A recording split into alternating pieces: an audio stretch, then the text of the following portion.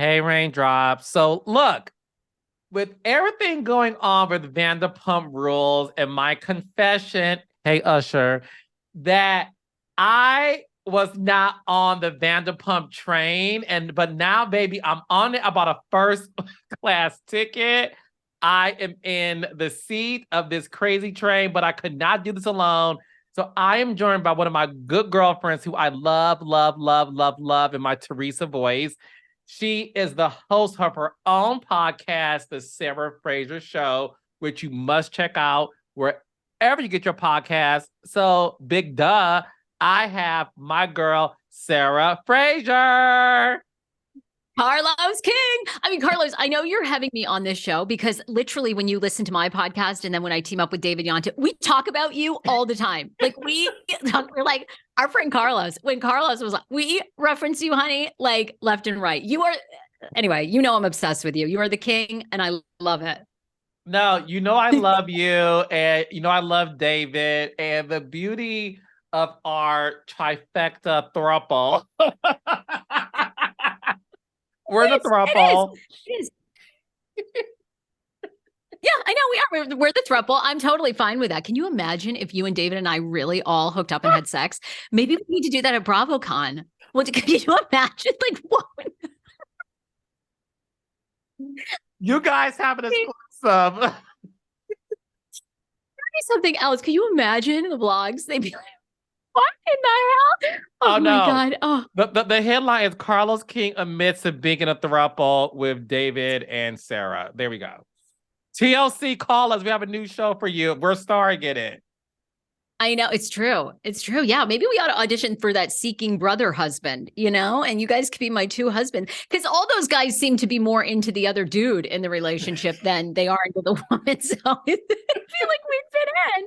I'll definitely fit in because I can relate to it. So I am here for that. But what we're here for today is to talk about all things Bravo. So we have to just get right into it with the new name of this gentleman who we're calling Tom Sandoval. That's actually pretty generous because have you seen people now call him Tom Scumdeval, which is even worse. They are? Isn't that terrible? Yes, now they're referring to it as Scumdeval. Oh, so well, bad. Honey. Well, I wonder if the network and Andy Cohen is going to refer to him as Scumdeval because we have to get into the fact that Tom did an interview. So you know what? Let me go back a little bit. And Sarah knows this, and so does our mutual friend David. It's hard to get a Bravo celebrity on our podcast. It's very hard because it's a tight leash when it comes to the approval process of getting a Bravo celebrity in the midst of the show currently airing and definitely in the midst of a scandal. So the fact that Howie Mandel, who has OCD, right, Sarah? Very extreme OCD. Yes. Yeah. Yes. Extreme OCD. In addition to that, he is known as like the deal or no deal guy. Like we know him based on like having these beautiful women open up suitcases. Hey, Meghan Markle and Claudia Jordan. Yes. Right? I had no idea that Howie Mandel would even be interested in speaking to Tom, but he did. So, Sarah, talk to us about this interview, what they talked about, and your thoughts on this, because Mr. Andy Cohen was not too happy with this interview.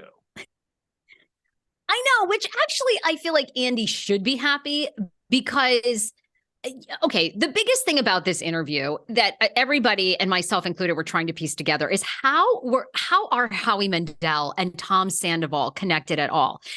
So supposedly they met at a wedding, they have a mutual friend, and then it almost sounded like at the start of the interview, and I didn't even realize that Tom still had this, but he has a men's skincare line in Target, and Howie was almost an investor, okay? But even their friendship is not a super close one. However, I think for Tom Sandoval, this was a genius move because look, you're a producer. I think he's about to get destroyed at that reunion, destroyed. And this was a neutral ground of Howie Mandel. I mean, it really did look bad for Howie. Howie knew nothing. Howie didn't even know what Scandoval was. He didn't know who Sheena was. He didn't know who anybody. I mean, you could have talked to him about aliens. He would have known more. Howie, but it was kind of embarrassing. And so what I think it was so genius for Tom, though, is this was such a neutral ground of someone who was so in Tom's corner saying, you know, you don't deserve all this hate. You're human. I've known you. We're pals. You're a good human being, which many of those things I'm sure could be true, right? I mean, he's just done this catastrophic incident in front of the world that we're all judging. So on Tom's part, I thought the interview was genius because, you know, Howie's daughter's there and she's trying to like make up for her dad's lack of knowledge. But the questions were rather softball. They give Tom a ton of time to explain. And, you know, if I were Andy, I would not. I know it seems like Howie scooped him, but, you know, when Andy's going to interview him at this reunion, he's doing it in front of all of Tom's, you know, co-stars. Like Ariana's there. And concubine. And concubine. So it's like, to me, that's a whole nother level of cringe. I wasn't so cringed by this interview.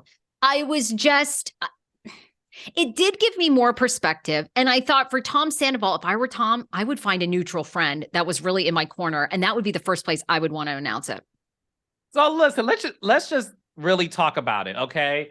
We already addressed the fact that it is very hard to get a Bravo celebrity to appear on podcasts, especially because Bravo's approval pattern is very strict. And that's public knowledge, okay? That's number one. Number two, Tom is a heterosexual male, white male. Howie Mandel, a heterosexual white male. I think you're onto something, Sarah, in the sense of, look, Andy is really great at asking the questions that the fans, all of us, want to know, okay? Tom needed a friend in this. I agree with you 100%, Sarah, that Andy must have handed Tom his ass in front of him amongst the other women and the castmates, that Tom knew what was coming down the pipeline on this. I think it's going to be a 4-part reunion, right? Ooh, I do too. Yeah, I mean, yeah, people are so invested in this. 100%, 4 parts. I mean, no, I think 5 is too much. So 4, yeah. I think, right, though. Ooh, okay. I think 4 parts on Bravo and something special for Peacock that may equal 5. Wouldn't shock me. It wouldn't shock me. Yeah. So I agree with you there. Go ahead. No, go ahead, Sarah. Keep going. No, you go. Okay.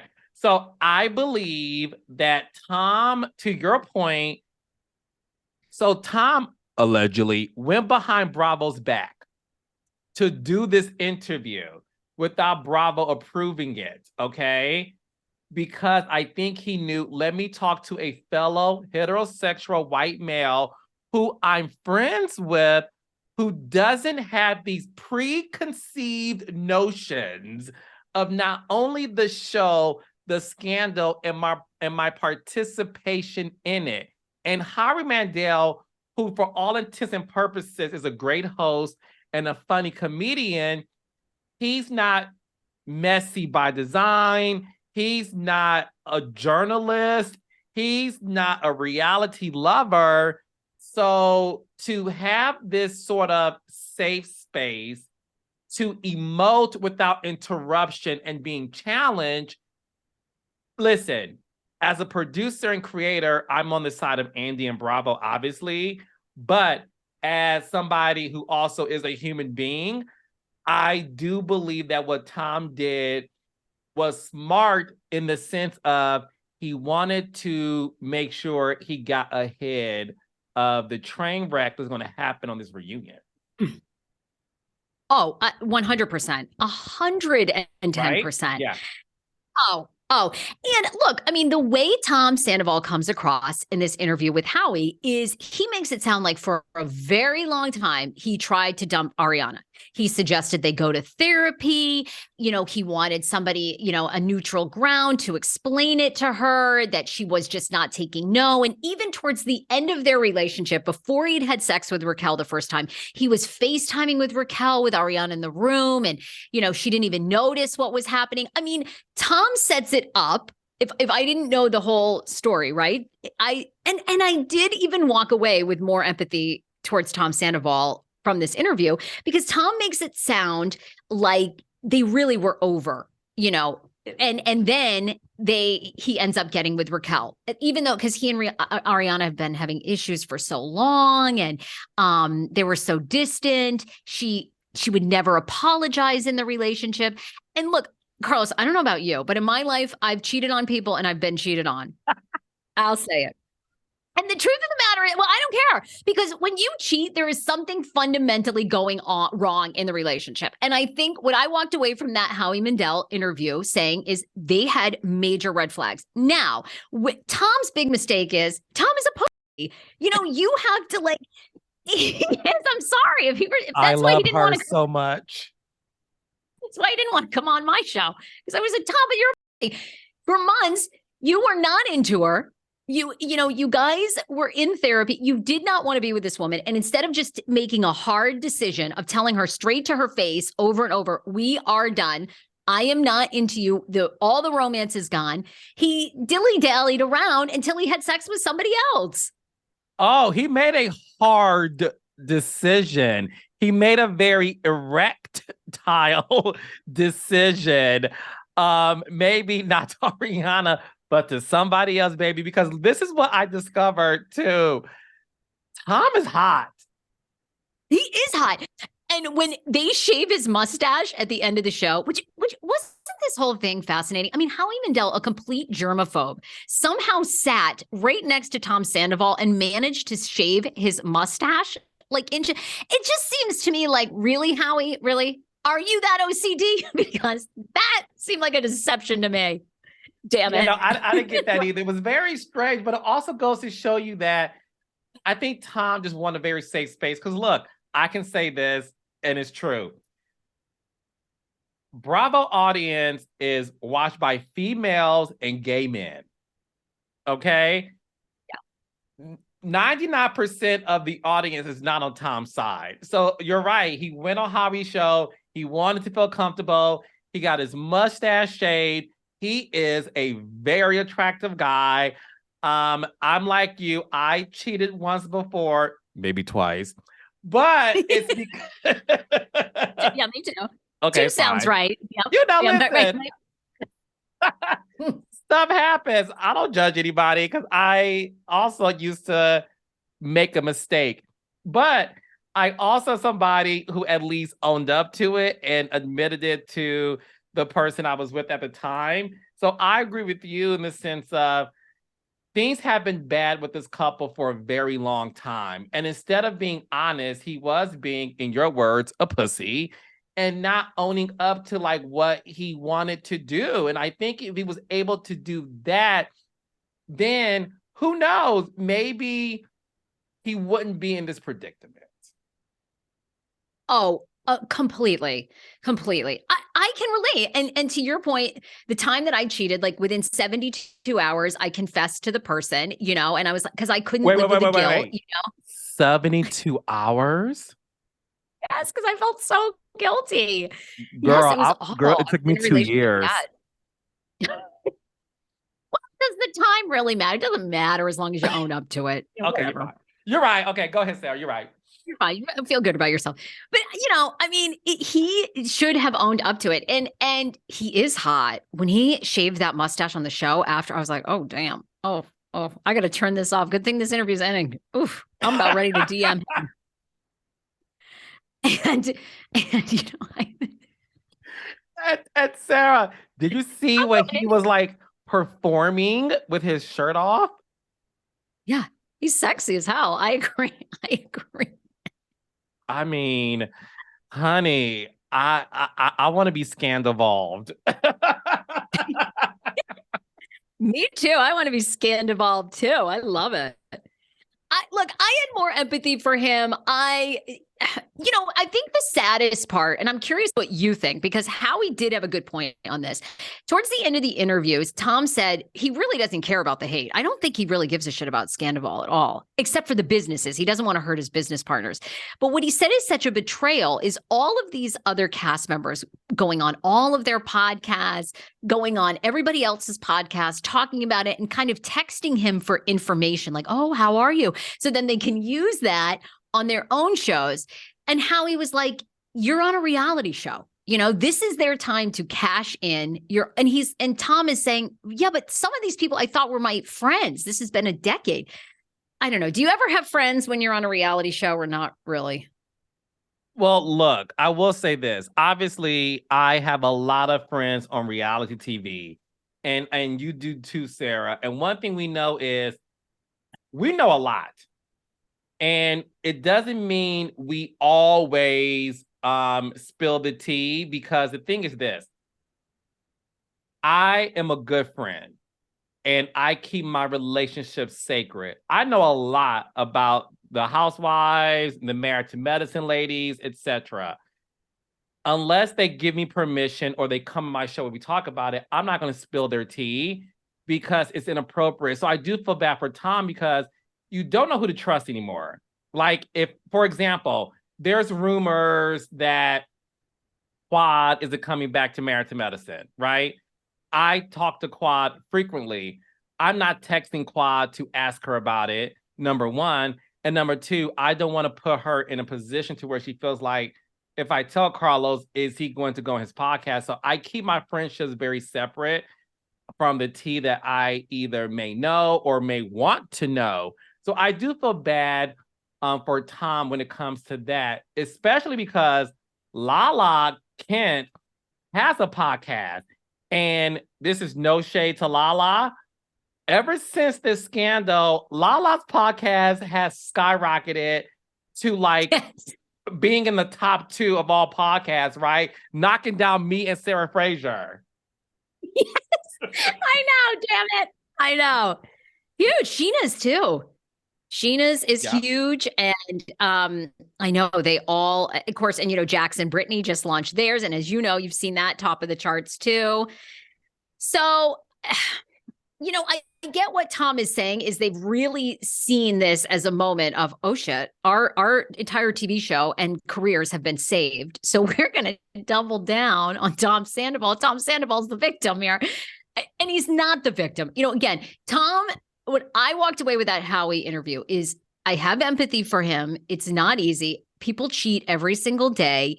It's just that Tom is like, get a backbone, get a backbone. Yeah. Like you should have just said it and come out and owned it from the beginning. Yeah. I listen, I agree with you 100%. So Andy Cohen went on his radio show and said that, and I'm paraphrasing, but he thought it was a softball interview. He thought that Howie should have done his homework. He referred to Howie as the jackhole of the day. I'm that's like, a little much. Andy, that's a lot. And so much so, Howie had to go speak to Billy Bush on Extra TV, saying that I had no idea this was such a scandal. I had no idea these Bravo fans are, as his words, not mine, are as crazy as they are because they're attacking me. He said, I post on TikTok and Instagram every day. I have been the past day or two because it's been insanity for me. And Howie, I don't know, he's such a nice guy that he feels like I stepped in the doo-doo. But what do you think about all of that? Is Andy justified for calling Howie Mandel the jackhole of the day? That part, I think, I think that's too much. I do agree with Andy. I mean, Howie was so not prepared. And you have guests on all the time. I mean, you ought to know the basics. Like, I get that he hasn't watched seasons and seasons of Vanderpump Rules, but I mean, he should have started the interview like, hey man, we're friends. We met at this wedding. I've been reading a lot about you the past 3 days. Are any of these things, accusations, true? What do you think about this? I mean, it was so ill prepared. It was almost just like completely so unprofessional for a guy that's been in our industry for so long. You know what I mean? It literally was like he just walked in from, I don't know, after working out and decided to conduct an interview and post it on YouTube. It was that flippant, But I don't think he's the jackhole of the day. I don't. I think that's a little much. Do you? No, he's Howie Mandel. But I also, listen, I think based on the Billy Bush interview that Howie Mandel did, I think it's everything we've been saying. Tom is a friend. Howie's daughter is a huge fan of the show. So I think that Howie was like, he's my friend. My daughter thinks this is a great get. I'm a businessman. I've been in this business for 50 years. This is a great publicity for me, but I don't think he went in thinking it would be as much shade as he's receiving. So I will say, I don't think he's a jackhole of the day. A lot of fans think that giving Jax and Brittany a show on Peacock is jackhole-ish. So let's talk about that, Sarah Fraser. What are your thoughts on Jax and Brittany doing some sort of after show on Peacock? What is this about? Yeah. 3 parts. It looks like when I read it, it was 3 different parts, all airing in April. I think April 20th, 24th, and the first one might have already aired. Like, I don't know if it's today, but anyhow, they are doing a behind the scenes, telling their side of what they witnessed all those years with Jax and Brittany on the show and their relationship. And, because they've all dated each other, that's the part that's people go, why is this story so big? And again, I fault Howie for not knowing this. It's so incestual. That's why, there's 11 million people in Los Angeles, and yet they can't seem to stop fucking the same 5, I mean, it's right. I mean, come on, you spend a night in West Hollywood. There's so many people to do, yet they can't seem to find one other person that isn't at SUR. I mean, SUR is a tiny place. And let me tell you, they've done everybody in there. Like, if they walked out of SUR, there's a lot of other people to have sex with. Right? So does this mean that, okay, so Jax and Brittany, and you tell me if I'm wrong, at one point in time, they were canceled due to some racist allegations on, is it both parts? Because Jax allegedly got into with a Black cast member and said some things about her. Is that all correct? Yeah.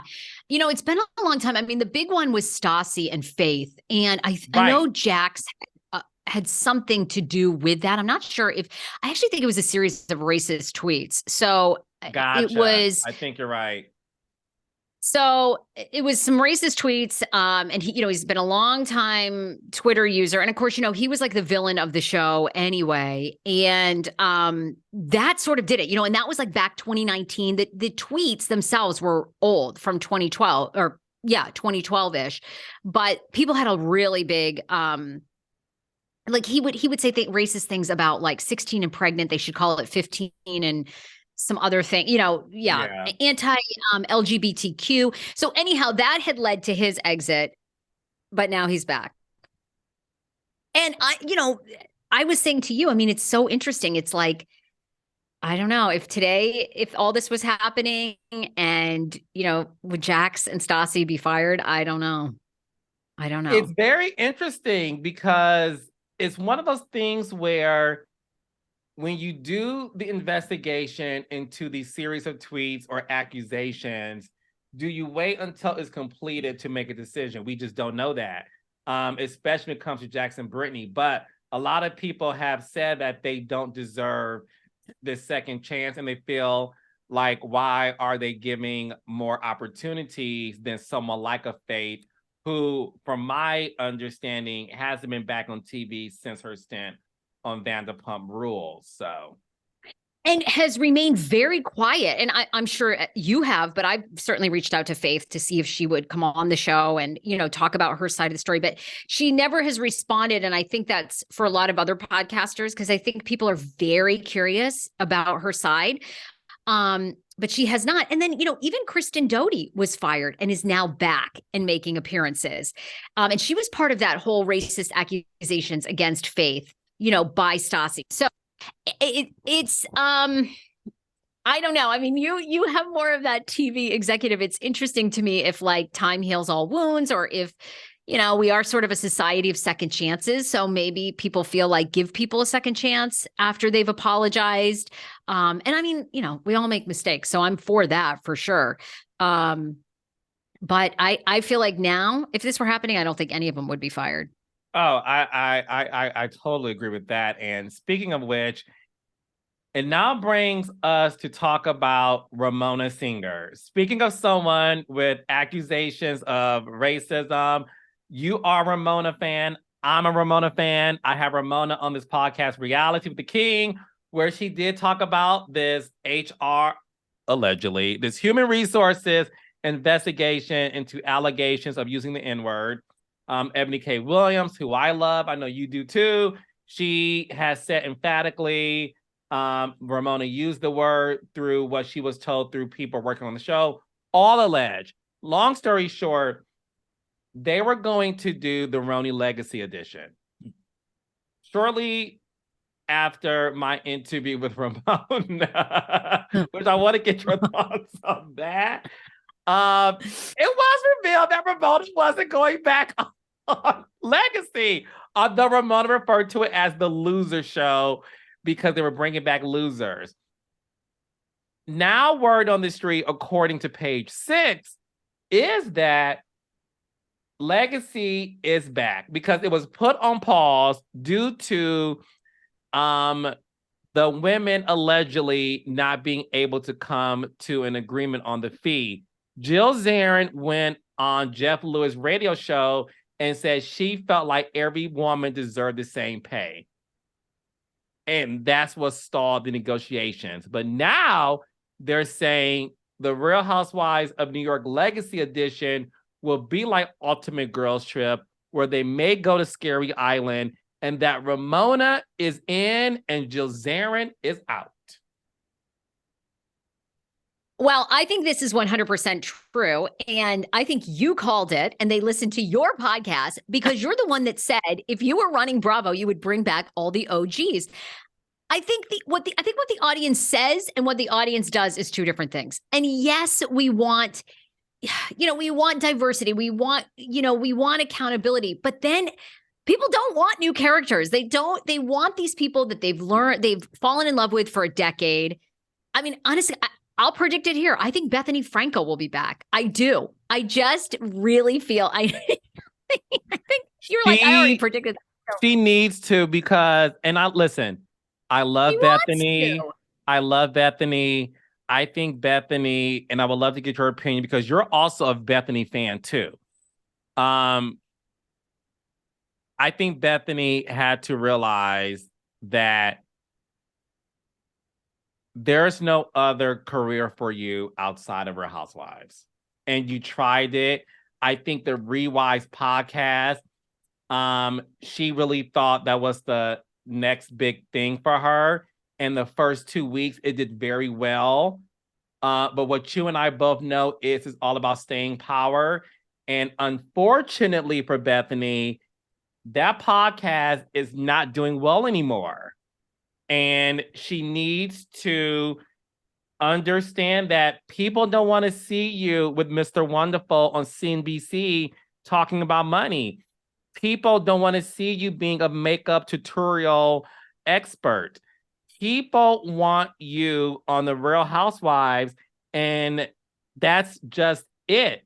So get back on the show, do this 6 to 8 episode special, and make new fan base, get your old fan base back, because to me, and again, I love Bethany, I strongly believe Bethany does not have any more options out there. No, I agree. I agree. And we love you, Bethany. I mean, if I were her, I would lean in. I mean, I think she could have. I think she could have another decade on Bravo. She's so synonymous with the net, with RHONY, with Andy, with she's just so well known. I would lean into that brand too, 110%. And I agree with you. She's tried other things. Her own talk show years ago. Now the show, she made guest appearances on Shark Tank, then with Kevin O'Leary, and it doesn't stick. It is. The makeup thing, I'm not sure even where the makeup thing has gone or she wants it to go. Find the makeup thing. I like it, but I think she'll be back 100%. And I think Ramona is absolutely back. People love Ramona. They love her. They want her back. I think it's genius that they reshoot this legacy thing. I admire Jill for sticking to her guns, but at the end of the day, networks don't care. They don't care. That was a platform for Jill to get back on the air and promote the shit out of her daughter's candle line and it is, right? I mean, maybe you negotiate like $4,000 more an episode or something. But right, I mean, the big paydays for a lot of these reality stars are done. It's a platform for you to launch other things. I love our girl Candace Bassett. She is a person who is launching a bazillion other things from this, housewife show. Yeah, no, so, 100%. Jill's there. So, not T, but it may be T for my raindrops. But when I did Heather McDonald's live show back in October of 2022, Jill Zarin came backstage to, of course, see her friend Heather McDonald and Sarah. So Heather was like, oh, this is Carlos. Jill Zarin says, oh, so you're the infamous Carlos King, right? So Jill said, oh, baby, we know Carlos King. I'm like, is that good or bad? She said, oh, whatever you want it to be. We sat down. Sarah Fraser, she could not be more sweet. She was the nicest. She's everything we saw on television. She talks a mile a minute. She's all over the place in terms of her thought. She's an attractive woman. Her daughter was there with her boyfriend. And I'm like, Jill, get back on the show. Get back on the show. Get back on the show. We had a lot of conversations about it. But I agree with you. Jill, you don't need the money. You're as rich as they come. If I were you, Jill, I would have negotiated other things than, because Jill, this money you're making, you're going to give that to your dog in his trust fund. Like it's not a money maker for you in terms of episodic fee. This is a great platform for you to do other things outside of it. And because Jill, my opinion, and you may agree or disagree, Sarah, I did not enjoy Jill on season 2 of Ultimate Girls Trip because I felt she was too in her head. She wasn't enjoyable. And I think when she's around her real friends, Ramona, Dorinda, Lulu, Sonia, Kelly Bensimon, that it would have been an opportunity to see the old Jill Zarin we fell in love with. I couldn't agree with you more. And I mean, just to be a fly on the wall in that negotiation, where it really went south, because I have to believe she knows that, because I hear great things about Jill, just like what you said, in real life all the time. And I'm like, I don't know, though. I guess she's one hell of a negotiator. She doesn't want to, I don't know. She doesn't want to give, I guess. Yeah, no, but I think she needs to give in. And last but not least, people are either rejoicing in Ramona coming back, allegedly, or some people are protesting, at least on Twitter. A Bravo celebrity from another show tweeted that it was problematic to bring Ramona back. And to your point, there's 50% of people who think she should come back. There's 50% of people who think she shouldn't. Look, if an investigation is done, and according to Ramona, nothing was founded. That's what Ramona said. And I believe, and I don't want to put words in Ebony's mouth, But I believe Ebony also said she has to trust the process and nothing came out of it, right? So if that's the case, if we're basing this just off of facts of an investigation, then why shouldn't Ramona come back if, once again, if I'm basing it on the fact that they launched an investigation, nothing came out of it to prove this without a shadow of a doubt, then why shouldn't Ramona get back on Bravo? Yeah, I'm with you 100%. I think, how can you, exactly. If there's nothing there, you can't, whether we disagree or agree with their ruling, I mean, there was nothing there. So I think they bring her back 100%. And I do think when it comes to Ramona, I think people are going to be happier than they are. Of course, there are going to be people that are upset, but I think Ramona's a big draw. She really is. She's the draw. There is no RHONY without Ramona. I'm sorry. I'm going on record saying it. With the reason why RHONY collapsed the Legacy Edition without Ramona, it wasn't meant to be. You cannot do. Ramona is the face of that franchise, equal to Bethany. Totally. Bethany, right? Okay. Yes. Yeah. Absolutely. Absolutely. And I mean, yeah, I think in another year or so, we're going to get Bethany on some show. And I mean, that would be wild. Wild. No, I could not agree more. Okay, so Sarah Fraser, this is my prediction. Okay. Vanderpump Rules is going to survive another 10 years due to this scandal. So Vanderpump Rules has been resurrected. Okay, due to this scandal because the show was kind of getting off the grid a little bit. But with the resurgence of Jax, Brittany, Kristen, and all these other people, there could be more life into the show. So that's my prediction for Vanderpump Rules. Last but not least, I do believe that if you're going to do a RHONY, you need Ramona. I love that. I mean, that's a bold prediction for Vanderpump. I was thinking more like 3 years. I don't know. I just felt like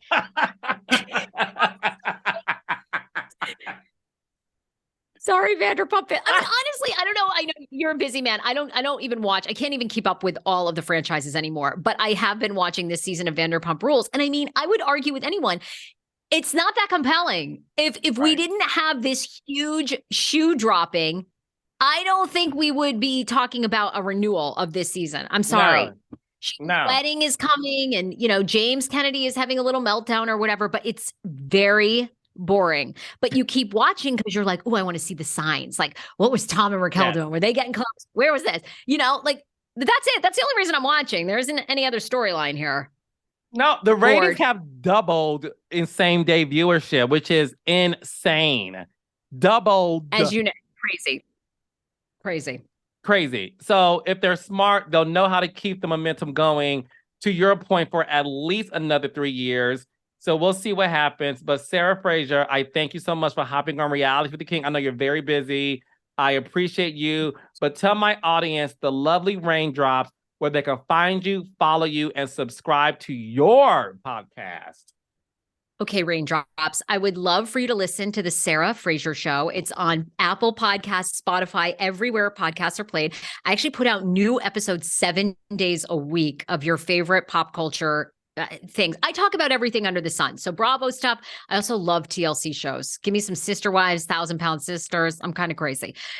So I would love for you to follow there. And then I'm pretty active on TikTok and Instagram at The Sarah Fraser Show. Thank you, my love. And once the reunion of Vanderpump Rules happen, you have to come back so we can recap it. Oh, yeah, because we didn't even get into the rumors that Tom Sandoval is going to be fired, which he's not going to be fired. He's not. No.